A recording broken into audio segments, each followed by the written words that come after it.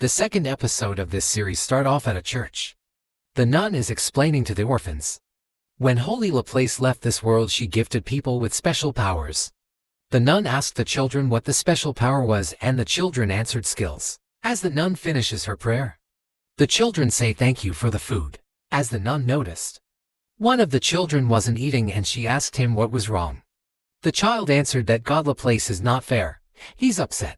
He has a weak skill and can't be a holy knight or warrior. He thinks he was abandoned because he had a weak skill. The nun told him of a time when no one had skills and everybody was treated equally. The child wished he was born during those times. The nun embraced the child as he shed tears. Another nun runs inside and says she can't find her and she will look in the city. As the nun who was saying the prayer wonder where is Sahara. As we look at an empty seat with food on the table, we shift back to the little girl that was tied up. The man belittles her and walks away as she starts to cry. Fate sneaks over by her side and told that everything is going to be okay. Fate breaks her chains as she noticed the kidnapper standing behind him. The man speaks on how some foolish people tried to play hero. Fate gets ready to fight as the man approaches him, saying can he protect the girl and fight at the same time. Fate thinks of a way to bring the girl to safety. Greed, his sword, told him to simply back up because his opponent is underestimating him. Fate agrees. Fate takes the girl and runs deep in the storage as the man following him taunts Fate. He said the girl would simply become obedient if he kills him in front of her. When the man thinks he has the girl and Fate's cornered, Greed told him the time was now. He knocks down some boxes towards the man and was able to hit him with a sneak attack. The man backs up, ready to kill Fate, as Greed informs Fate to cut through his sword. The man uses a special attack, but Fate jumped forward and was able to cut through his sword and slash the man. The man couldn't believe that he lost.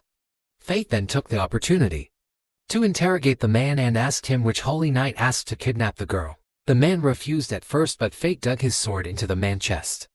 The man finally gave Fate the answer and said it was Hado Vlarik, which gives him a flashback of Hado shooting an arrow at his head when he was a kid. Fate tells the little girl she's okay, but then her stomach started to grow.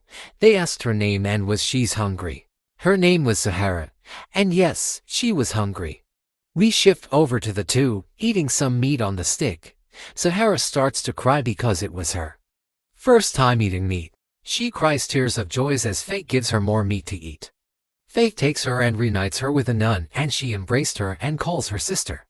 The nun and the little girl, Sahara, both thanked Fate. The nun asks Fate, is everything okay? He answers he's just not used to being thanked. He approached the two and told them how he also has a worthless skill and his skill just make him hungry. He told Sahara no matter how hard life gets, as long as you laugh you would always find happiness. Those words was the same words Fate father told him. He realized those words help him get through his life. Pete says his goodbyes and walk away. As him and Greed look at the stats and ability he gained through his last fight with the kidnapper. He learned a one-handed sword skill. Greed congratulates Fate for learning his first a technical skill. Fate asked was a skill really so powerful? Greed answered yes. Fate wondered what would have happened if he got hit by the kidnapper attack. Greed said he probably would have died. Fate tells Greed he should have warned him, but Greed says he didn't want to interrupt the hero. Fate begins to take a walk and have a conversation with Greed. Greed tells Fate that not every strong warrior wins a battle.